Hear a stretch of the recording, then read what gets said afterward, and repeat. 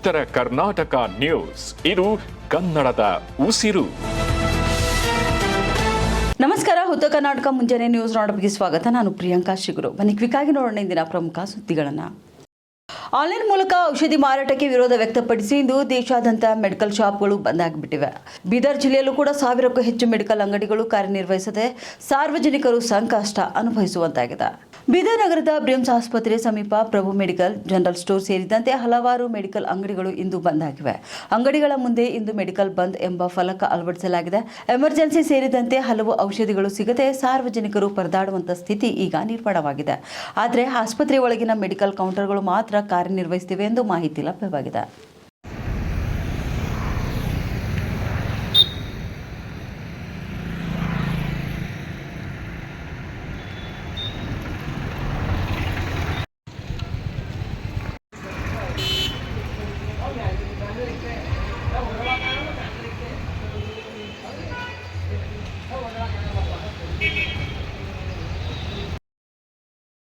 ಕಲಬುರಗಿ ಜಿಲ್ಲೆಯ ಜೇವರ್ಗಿ ಪಟ್ಟಣದಲ್ಲಿ ಮಳೆಯೊಂದಿಗೆ ಸಿಡಿಲಿನ ಅಬ್ಬರ ಜೋರಾಗಿದ್ದು, ಬಸವೇಶ್ವರ ಕಾಲೋನಿಯೊಂದರಲ್ಲಿ ತೆಂಗಿನ ಮರಕ್ಕೆ ಸಿಡಿಲು ಬಡಿದ ಘಟನೆ ಸ್ಥಳೀಯರಲ್ಲಿ ಆತಂಕ ಮೂಡಿಸಿದೆ.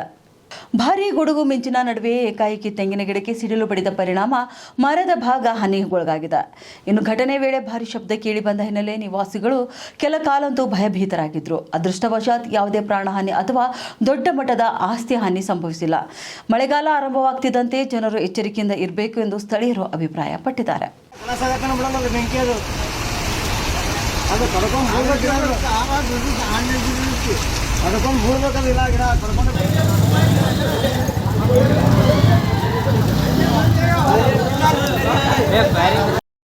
ಬೀದರ್ ಜಿಲ್ಲೆಯಲ್ಲಿ ಸುರಿದ ಬಿರುಗಾಳಿ ಸಹಿತ ಧಾರಾಕಾರ ಮಳೆಗೆ ಹಲವೆಡೆ ಅವಾಂತರ ಸಂಭವಿಸಿದ್ದು, ಕಮಠಾಣ ಗ್ರಾಮದಲ್ಲಿ ಮನೆಯ ಮೇಲ್ಛಾವಣಿ ಕುಸಿದು 5 ಗಾಯಗೊಂಡಿದ್ದಾರೆ.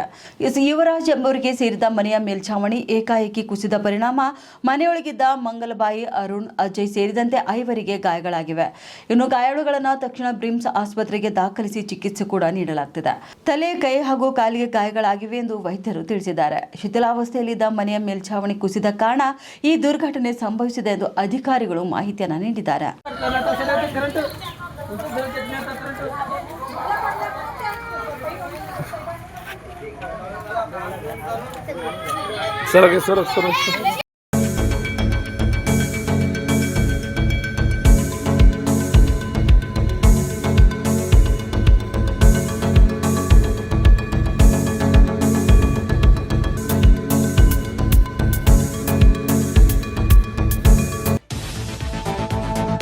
ಉತ್ತರ ಕರ್ನಾಟಕ ನ್ಯೂಸ್, ಇದು ಕನ್ನಡದ ಉಸಿರು. ಅಕಾಲಿಕ ಬಿರುಗಾಳಿ ಸಹಿತ ಸುರಿದ ಭಾರೀ ಮಳೆಗೆ ಬೀದರ್ ಮತ್ತು ಭಾಲ್ಕಿ ಭಾಗಗಳಲ್ಲಿ ವ್ಯಾಪಕ ಹಾನಿ ಸಂಭವಿಸಿದ್ದು, ಜನಜೀವನ ಸಂಪೂರ್ಣ ಅಸ್ತವ್ಯಸ್ತಗೊಂಡಿದೆ. ಬಿರುಗಾಳಿಯ ಪರಿಣಾಮ ಹಲವು ಕಡೆ ಮನೆಯ ಮೇಲ್ಛಾವಣಿಗಳು ಹಾನಿಗೊಳಗಾಗಿದ್ದು, ಹಸಿರು ನೆರಳು ಪರದೆಗಳು ಹಾಗೂ ವಿದ್ಯುತ್ ಕಂಬಗಳು ನೆಲಕ್ಕುರುಳಿವೆ. ಬೀದರ್ ಹಾಗೂ ಹುಮ್ನಾಬಾದ್ ರಸ್ತೆಯಲ್ಲಿ ಮಹಾನಗರ ಪಾಲಿಕೆಯ ವೆಲ್ಕಮ್ ಬೋರ್ಡ್ ಬಿದ್ದು ಕೆಲ ಕಾಲ ಟ್ರಾಫಿಕ್ ಜಾಮ್ ಉಂಟಾಗಿತ್ತು. ಇನ್ನು ಸಾರ್ವಜನಿಕರು ಮಳೆ ಹಾಗೂ ಗಾಳಿಯಿಂದ ಸಂಕಷ್ಟ ಅನುಭವಿಸಿದ್ದಾರೆ. ನಗರದಲ್ಲಿ ಮರಗಳು ರಸ್ತೆಗೆ ಬಿದ್ದ ಹಿನ್ನೆಲೆ ವಾಹನ ಸವಾರರು ಪರದಾಡುವಂತಾಯಿತು.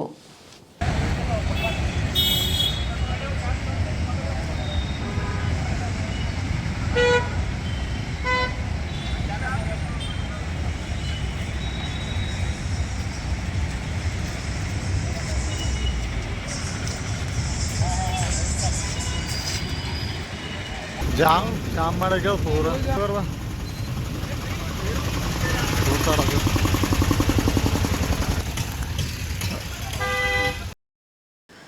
ಭಾಲ್ಕಿ ಪಟ್ಟಣದಲ್ಲಿ ಸುರಿದ ಭಾರೀ ಮಳೆ ಹಾಗೂ ಬಿರುಗಾಳಿಯಿಂದ ಬಡ ಕುಟುಂಬವೊಂದರ ಮನೆ ಸಂಪೂರ್ಣ ಹಾನಿಗೊಳಗಾಗಿದ್ದು, ಸದ್ಯ ಕುಟುಂಬ ಸಂಕಷ್ಟಕ್ಕೆ ಸಿಲುಕಿದೆ. ಜನತಾ ಕಾಲೋನಿಯ ನಿವಾಸಿ ಶೋಭಾ ಗಂಡ ನಾಗನಾಥ್ ನಾಟೇಕರ್ ಅವರ ಮನೆಯ ಮೇಲ್ಛಾವಣಿಯ ತಗಡುಗಳು ಬಿರುಗಾಳಿಗೆ ಹಾರಿ ಹೋಗಿವೆ.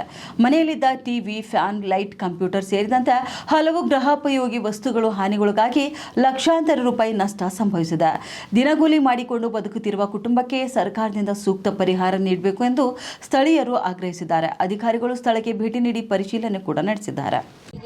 ಗಾಳಿ ಧೂಳಿ ತೋಲ್ ಮಳೆ ಬಂದು ಎಲ್ಲ ಆರೋಗ್ಯ ನಾವೆಲ್ಲ ಮನೆ ಕಟ್ಟಿ ಎಲ್ಲ ತಗಡ ಹಾಕಿದೆವು, ಲೋನ್ ತೆಗೆದು ಮತ್ತು ಹಿಂಗೆಲ್ಲ ಒಂದು ತಗಡ ಉಳ್ದಿಲ್ಲ. ಟಿ ವಿ ಒಡೆದೋಗ್ಯದ, ಫ್ಯಾನ್ ಒಡೆದೋಗ್ಯಾವ, ಕಂಪ್ಯೂಟರ್ ಒಡೆದೋಗ್ಯದ. ನಾವು ಈಗ ಗರೀಬರು ಇದ್ದೇವೆ, ಎಲ್ಲ ಒಂದು ಸಾಮಾನು ಉಳ್ದಿಲ್ಲ ಮನ್ಯಾಗ. ಸರ್ ನಾವು ಗರೀಬರು ಇದ್ದೇವೆ ಮತ್ತು ಎಲ್ಲ ನಮ್ಗೆ ಏನಾರ ಸಹಾಯ ಮಾಡಿರಿ. ಒಂದು ತಗಡ ಉಳಿದು ಎಲ್ಲಿ ಹುಡುಕಿದ್ರು ಒಂದು ತಗಡ ಸಿಕ್ಕಿಲ್ಲ. ಮತ್ತು ಮನೆಯಾಗಿನ ಕಂಪ್ಯೂಟರು ಎಲ್ಲ ಟಿ ವಿ ಒಡೆದು ಹೋಗ್ಯಾವ, ಸಾಮಾನು ಎಲ್ಲ ಒಡೆದು ಬುಕ್ಣಿ ಆಗ್ಯಾವ, ಮತ್ತು ತಗಡ ಭೀ ಒಂದು ಸಿಕ್ಕಿಲ್ಲ. ಕೊಪ್ಪಳ ಜಿಲ್ಲೆಯ ಕುಕನೂರು ತಾಲೂಕಿನ ಎರೆಹಂಚಿನಾಳ ಗ್ರಾಮದ ಹೊರವಲಯದಲ್ಲಿ ಕೃಷಿ ಹೊಂಡದಲ್ಲಿ ಮುಳುಗಿ ಇಬ್ಬರು ಬಾಲಕಿಯರು ಮೃತಪಟ್ಟಿರುವ ದುರ್ಘಟನೆ ನಡೆದಿದೆ. ಬಟ್ಟೆ ತೊಳೆಯಲು ತೆರಳಿದ್ದ ಲಕ್ಷ್ಮವ್ವ ಹರಣಿ ಶಿಕಾರಿ ಹಾಗೂ ಮುತ್ತವ್ವ ಹರಣಿ ಶಿಕಾರಿ ಕಾಲು ಜಾರಿ ಕೃಷಿ ಹೊಂಡಕ್ಕೆ ಬಿದ್ದಿದ್ದಾರೆ. ಇಬ್ಬರು ಕೂಡ ನೀರಿನಲ್ಲಿ ಮುಳುಗಿ ಮೃತಪಟ್ಟಿದ್ದಾರೆ. ಮೃತರು ಗದಗ ಜಿಲ್ಲೆಯ ತಿಮ್ಮಾಪುರ ಗ್ರಾಮದವರು ಎಂದು ತಿಳಿದು ಬಂದಿದೆ. ಘಟನೆ ಬಳಿಕ ಕುಟುಂಬಸ್ಥರ ಆಕ್ರಂದನ ಮುಗಿಲು ಮುಟ್ಟಿತು. ಕುಕನೂರು ಪೊಲೀಸ್ ಠಾಣೆಯಲ್ಲಿ ಪ್ರಕರಣ ದಾಖಲಾಗಿದ್ದು ಸದ್ಯ ಪೊಲೀಸರು ಇದರ ಬಗ್ಗೆ ತನಿಖೆ ಕೂಡ ಮುಂದುವರೆಸಿದ್ದಾರೆ.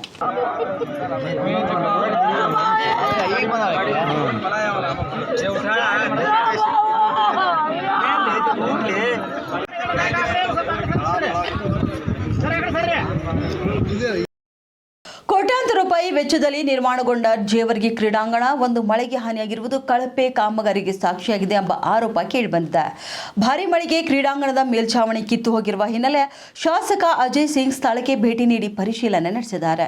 ಕಾಮಗಾರಿಯಲ್ಲಿ ಕಳಪೆ ಗುಣಮಟ್ಟ ಕಂಡುಬಂದರೆ ತಪ್ಪಿಸ್ಥರ ವಿರುದ್ಧ ಕಠಿಣ ಕ್ರಮ ಕೈಗೊಳ್ಳಲಾಗುವುದೆಂದು ಎಚ್ಚರಿಕೆ ಕೂಡ ನೀಡಿದ್ದಾರೆ. ಇನ್ನೊಂದೆಡೆ ಜೆಡಿಎಸ್ ಮುಖಂಡ ಕೃಷ್ಣರೆಡ್ಡಿ ಕೆಕೆಆರ್ಡಿಬಿ ಕಾಮಗಾರಿಗಳಲ್ಲಿ ಭ್ರಷ್ಟಾಚಾರ ನಡೆದಿದೆ ಎಂದು ಆರೋಪಿಸಿ ಸಮಗ್ರ ತನಿಖೆ ಆಗ್ರಹಿಸಿದ್ದಾರೆ. ಆಗಿದೆ, ನಾನು ಅಲ್ಲಿ ಹೋಗಿ ವಿಸಿಟ್ ಮಾಡಿ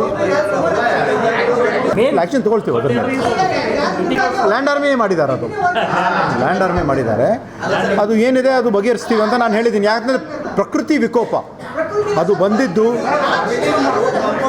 ಅದು ಏನಿದ್ದು ಸೂಕ್ತ ಕ್ರಮ ನಾವು ತೊಗೊಳ್ತೀವಿ. ಅದರಲ್ಲಿ ಎರಡು ಮಾತು ಇಲ್ಲವೇ ಇಲ್ಲ. ನೆನ್ನೆ ಲಾಸ್ಟ್ ಇಯರ್ ರೋಡಿಗೆ ಸರ್ ಅಷ್ಟು ರೋಡ್ ಕೊಟ್ಟಿದ್ದು 5,000 ಕೋಟಿ ಕೊಡ್ತೀನಿ, ನಾವು 3,000 ಇಷ್ಟೇ ಕೊಟ್ಟು ಸರ್. ನಮಗೆ ಬರ್ತಕ್ಕಂಥ ಮಾತು ಹೇಳ್ತೀನಿ. ನಮ್ಮಲ್ಲಿ ಮಾನ್ಯ ಮುಖ್ಯಮಂತ್ರಿಯವರು ಫ್ಲೋರ್ ಆಫ್ ದ ಹೌಸ್ ಅಸೆಂಬ್ಲಿಯಲ್ಲಿ ಸ್ಪಷ್ಟವಾಗಿ ಹೇಳಿದ್ದಾರೆ.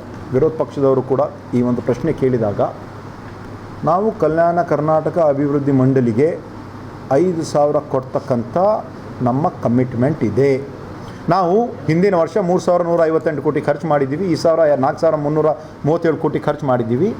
ಇನ್ನು 2,308 ಕೋಟಿ ಕೊಟ್ಟಿದ್ದಕ್ಕಿಂತ ಹೆಚ್ಚು ಹಣ ನಮಗೆ ಬರಬೇಕಾಗಿದೆ.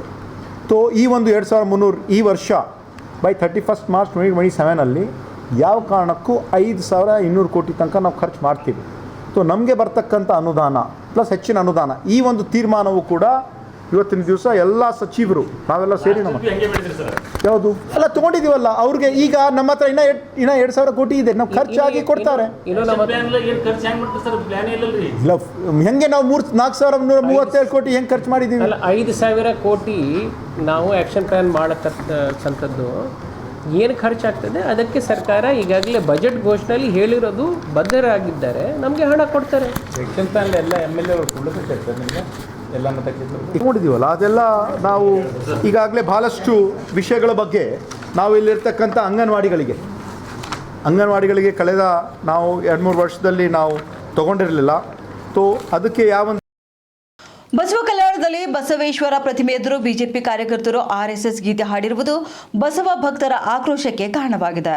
ರಾಷ್ಟ್ರೀಯ ಬಸವ ದಳದ ತಾಲೂಕಾ ಅಧ್ಯಕ್ಷ ರವಿ ಕೊಳಕೂರ ಮಾತನಾಡಿ, ಬಸವೇಶ್ವರರ ಪ್ರತಿಮೆ ಎದುರು ಆರ್ಎಸ್ಎಸ್ ಗೀತೆ ಹಾಡಿರುವುದು ಅಕ್ಷಮ್ಯ ಅಪರಾಧ ಎಂದು ಆಕ್ರೋಶ ವ್ಯಕ್ತಪಡಿಸಿದ್ದಾರೆ. ಈ ಕುರಿತು ಪ್ರಕರಣ ದಾಖಲಿಸಲಾಗಿದೆ ಎಂದು ಕೂಡ ತಿಳಿಸಿದ್ದಾರೆ. ಇದೇ ವೇಳೆ ಬಸವಾದಿ ಶರಣರ ಹಿಂದೂ ಸಮಾವೇಶ ನಡೆಸುವ ವಿಚಾರಕ್ಕೂ ಕೂಡ ವಿರೋಧ ವ್ಯಕ್ತವಾಗಿದ್ದು, ಸಮಾವೇಶ ನಡೆಸಿದರೆ ಉಗ್ರ ಹೋರಾಟ ನಡೆಸುವುದಾಗಿ ಸ್ಥಳೀಯ ಮುಖಂಡರು ಎಚ್ಚರಿಕೆ ನೀಡಿದ್ದಾರೆ. ಶರಣ ಬಂಧುಗಳೇ, 12ನೇ ಶತಮಾನದಲ್ಲಿ ವೈಚಾರಿಕ ಸಂಘರ್ಷಕ್ಕೆ ಕಾರಣದಂಥ ಈ ಒಂದು ಪುಣ್ಯಭೂಮಿ ಬಸವ ಕಲ್ಯಾಣ. ಇಂಥ ಭೂಮಿ ಮೇಲೆ ನಡೆದಂಥ ಸಮಾನತೆಯ ಸಂಘರ್ಷ, ವೈಚಾರಿಕ ಸಂಘರ್ಷ, ವಚನ ಸಾಹಿತ್ಯ ಹುಟ್ಟಿರ್ತಕ್ಕಂಥ ಈ ಒಂದು ನೆಲ, ಇಂಥ ನೆಲ ಜಗತ್ತಿನ ಪ್ರವಾಸಿಗರು ಇಲ್ಲಿ ಬರಬೇಕು, ಈ ಒಂದು ವೈಚಾರಿಕ ನೆಲವನ್ನು ನೋಡಬೇಕು ಅಂತಕ್ಕಂಥ ಒಂದು ಭಾವನೆಯಿಂದ ಪೂಜ್ಯ ಮಾತಾಜಿಯವರೇನಪ್ಪ ಅಂದರೆ ಈ ಒಂದು ಬಸವಣ್ಣರ ಪ್ರತಿಮೆಯನ್ನು ಪ್ರತಿಷ್ಠಾಪನೆ ಮಾಡಿದ್ದಾರೆ. ಇಂಥ ಒಂದು ಪ್ರತಿಮೆ ಎದುರುಗಡೆ ಮೊನ್ನೆ BJPಯವರು ಒಂದು RSS ಸಿದ್ಧಾಂತ ಉಳ್ಳಂಥ ಹಾಡನ್ನು ಇಲ್ಲಿ ಹಾಡಿದ್ದು ನಾವು ಎಲ್ಲರೂ ಏನಪ್ಪ ಅಂದ್ರೆ ಖಂಡಿಸ್ತೀವಿ. ಅವ್ರಿಗೇನಪ್ಪ ಅಂದ್ರೆ ಒಂದು ಸಭಾಭವನವೇನಪ್ಪ ಅಂದ್ರೆ ಬಾಡಿಗೆ ಕೊಟ್ಟಿದ್ವಿ. ಆದರೆ ಅವರು ಆ ಒಂದು ಸಭಾಭವನ ಒಳಗಡೆ ತಮ್ಮ ಕಾರ್ಯವನ್ನು ಮಾಡೋದು ಬಿಟ್ಟು ನಮ್ಮ ಲಿಂಗಾಯತ ಧರ್ಮ ವಿರುದ್ಧವಾದ ಸಿದ್ಧಾಂತವುಳ್ಳಂಥ ಹಾಡನ್ನು ಈ ಪ್ರತಿಮೆ ಎದುರುಗಡೆ ಹಾಡಿದ್ದು ನಮ್ಮ ಲಿಂಗಾಯತ ಧರ್ಮರಿಗೇನಪ್ಪ ಬಹಳಷ್ಟು ನೋವುಂಟು ಮಾಡಿದೆ. ನಿಮ್ಮ ಧರ್ಮದ ನಿಮ್ಮ ಸಿದ್ಧಾಂತವನ್ನು ನಿಮ್ಮ ಚೌಕಟ್ಟಿನಲ್ಲೇ ಮಾಡ್ಕೊಳ್ಳಿ, ನಮ್ಮದೇನು ಅಭ್ಯಂತರವಿಲ್ಲ. ಆದರೆ ತಾವು ಬೇರೆ ಧರ್ಮೀಯರಿಗೆ ಏನಪ್ಪ ಅಂದ್ರೆ ಅವರ ಮನಸ್ಸಿಗೆ ಘಾತಕ ಆದಂಥ ಕೆಲಸ ಮಾಡಿದ್ದು ಅಕ್ಷಮ್ಯ ಅಪರಾಧ. ಮುಂದೆ ತಾವು ಇಂಥ ಒಂದು ಘಟನೆಯನ್ನು ಇಲ್ಲಿ ನಾವು ಮುಂದೆ ಏನಪ್ಪ ಅಂದ್ರೆ ಅತ್ಯಂತ ಎಚ್ಚರಿಕೆಯಿಂದ ಏನಪ್ಪ ಅಂದ್ರೆ ಮಾಡ್ತೀವಿ ಅಂತಕ್ಕಂಥ ಮಾತನ್ನ ಹೇಳ್ತಾ ಇವತ್ತು ಗುಂಡು ರೆಡ್ಡಿ ಅಣ್ಣನವರೇನಪ್ಪ ಅಂದ್ರೆ ಒಂದು ಪತ್ರಿಕಾಗೋಷ್ಠಿ ನೋಡಿದ್ದೆ. ಇಲ್ಲಿ ಜೂನ್ ತಿಂಗಳಲ್ಲಿ ಇಲ್ಲಿ ಬಸವಾದಿ ಶರಣರ ಹಿಂದೂ ಸಮಾವೇಶ ಮಾಡ್ತೀವಿ ಅಂತಕ್ಕಂಥ ಹೇಳಿಕೆಯನ್ನು ಕೊಟ್ಟಿದ್ದಾರೆ. ಇವತ್ತು ನಾವು ಗುಂಡು ರೆಡ್ಡಿ ಅವರಿಗೆ ನಾವು ವಿನಂತಿಯನ್ನು ಮಾಡ್ತಾ ಇದ್ದೀನಿ, ತಾವು ಯಾವ ಸಿದ್ಧಾಂತ ಮೇಲೆ ನಡೀತಾ ಇದ್ರಿ, ಯಾವ ಸಮಾವೇಶ ಹಿಂದೂ ಸಮಾವೇಶ ಮಾಡ್ಬೇಕಂತ ಹೇಳಿದ್ರಿ, ಅವನಪ್ಪ ಅಂದ್ರೆ ನಮ್ಮ ಸಾವಿರಾರು ಶರಣರ ಕೊಂದಂಥ ಒಂದು ಸಿದ್ಧಾಂತ ಉಳ್ಳವರು ಅವರು. ಇವತ್ತು ಕನ್ನೇರಿ ಸ್ವಾಮಿ ಮೊನ್ನೆ ನಡೆದಂಥ ಬಸವ ಸಂಸ್ಕೃತಿ ಅಭಿಯಾನ ನಡೆದಂಥ ಸಮಯದಲ್ಲಿ ನಮ್ಮ ಲಿಂಗಾಯತ ಮಠಾಧೀಶರನ್ನು ಅವಹೇಳನಕಾರಿಯಾಗಿ ಬೈದದ್ದು ತಮಗೆ ಗೊತ್ತಿರುವ, ಆದರೂ ಅದಕ್ಕೆ ತಾವು ಯಾವುದೂ ಖಂಡನೆ ಮಾಡಿಲ್ಲ. ಇಂಥ ಒಂದು ಬಸವಾದಿ ಶರಣರ ಹಿಂದೂ ಸಮಾವೇಶವನ್ನ ಮಾಡಿ ಲಿಂಗಾಯತರ ವಿರೋಧವನ್ನ ಕಟ್ಕೊಳ್ಬೇಡ್ರಿ. ಇವತ್ತು ಕನ್ನೇರಿ ಸ್ವಾಮಿ ಏನಪ್ಪಾ ಅಂದ್ರೆ ನಮ್ಮ ಲಿಂಗಾಯತರ ವಿರೋಧಿಯಾಗಿ ನಮ್ಮ ಬಸವಾದಿ ಶರಣರ ತತ್ವವನ್ನ ಪೂರ ಏನಪ್ಪಾ ಅಂದ್ರೆ ಕಡೆಗಣಿಸ್ತಾ ಇದ್ದಾನೆ, ಅವನೇನಪ್ಪಾ ಅಂದ್ರೆ ತಿರ್ಸ್ತಾ ಇದ್ದಾನೆ. ನಾವು ಮತ್ತೊಮ್ಮೆ ವಿನಂತಿ ಮಾಡ್ತಾ ಇದ್ದೀನಿ, ತಾವು ಯಾವುದೇ ಕಾರಣಕ್ಕೂ ಆ ಒಂದು ಬಸವಾದಿ ಶರಣರ ಹಿಂದೂ ಸಮಾವೇಶಕ್ಕೆ ಏನಪ್ಪಾ ಅಂದ್ರೆ ಅವಕಾಶ ಕಲ್ಪಿಸ್ಕೊಳ್ಬಾರ್ದು. ಇವಾಗಿದ್ದು ಇಂದಿನ ಮುಂಜಾನೆ ನ್ಯೂಸ್ ರೌಂಡಪ್ನ ಪ್ರಮುಖ ಸುದ್ದಿಗಳು. ಮತ್ತೆ ಭೇಟಿಯಾಗೋಣ ಮಧ್ಯಾಹ್ನ ರೌಂಡಪ್ನಲ್ಲಿ. ನಮಸ್ಕಾರಗಳು.